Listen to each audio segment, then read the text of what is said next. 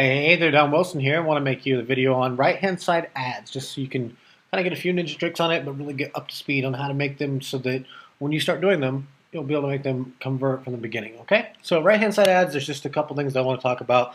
First thing you got to do is get a good photo that gets clicks, that stands out. And then you got to create compelling ad copy that makes people want to click your ad, okay? So creating a photo that gets clicks. First thing you got to do is understand the dimensions of it. Now, you might want to check the resource section of this or the Facebook group, but the dimensions currently are 110 pixels by 80 pixels. That's right now.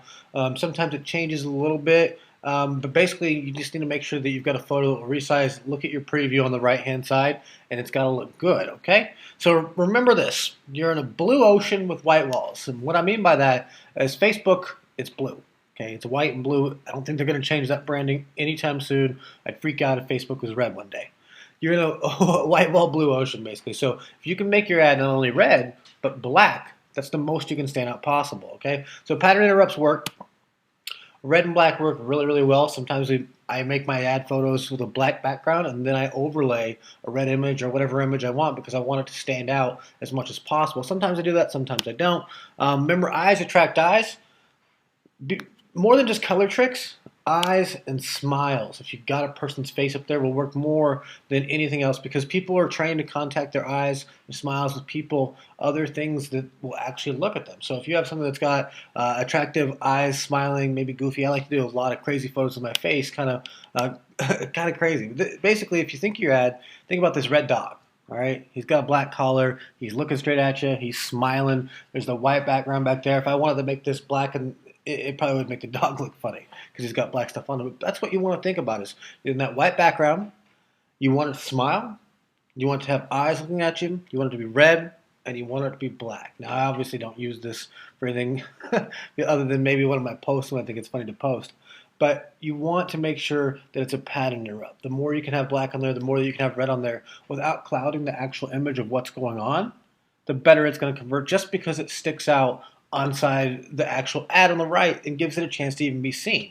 The next thing you want to do is use psychological triggers. Use the eyes, use the smile, whether it's a dog, human, lizard. If you can make it smile and look at the person, do that. All right?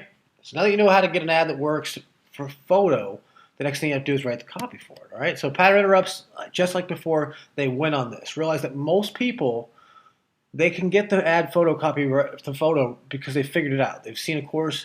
People know that red stands out in front of the blue and white. It's kind of common sense. But what's not common sense is that most people use all the ad copy. All right? Well, the common sense part of that is they give me 27 characters or 120 characters for a tweet or whatever. I'm going to use every single one of them because that's what they gave me. Okay? I don't want to waste any of them. But really what happens is everybody starts using all that ad copy, and then nobody sticks out because everybody has a big blurb or text next to their ad. And it's kind of like what Dan Kennedy used to call it, I think it was Dan Kennedy, it was an advertorial. Basically, it was an editorial inside of a magazine that ended up being an ad, and it looked like all the editorials in the magazine. This is what you want. Status updates, if you look at all your friends, either it's a really long, emotional post, or it's a quick little post that this is our dinner tonight. Snapshot, and it's a little photo.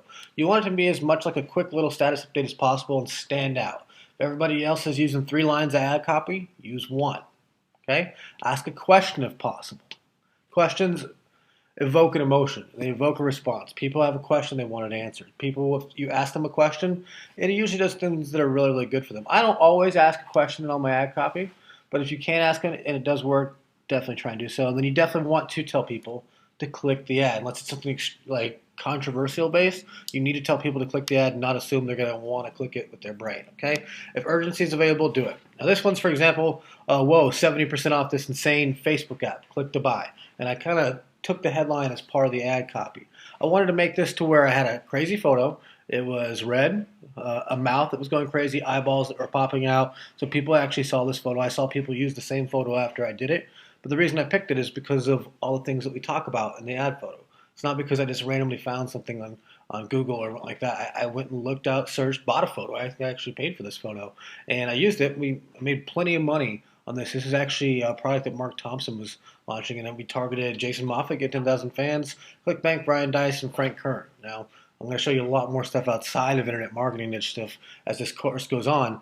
But I kept it simple. I followed all the ad photo rules. I didn't follow every single thing from the compelling copy, and that's the cool thing. If you get a little bit of it right, you don't have to get every bit of it right. You can write a decent ad, have decent targeting, and sometimes it's going to win for you. Okay, this one's not perfect, but it does have a good ad photo. It does have the short, punchy copy, and it does look different than most of the stuff that you see out there. There's no questions in it.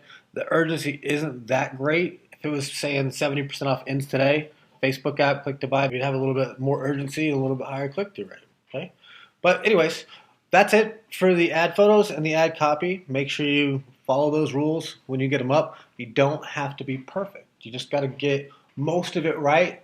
And if you can do that and you've got a good offer, if you've got a good t-shirt design, or you've got a converting sequence, you're going to have a pretty good shot at doing very, very well with Facebook ads. So thanks for watching this one, and I'll see you in the next video.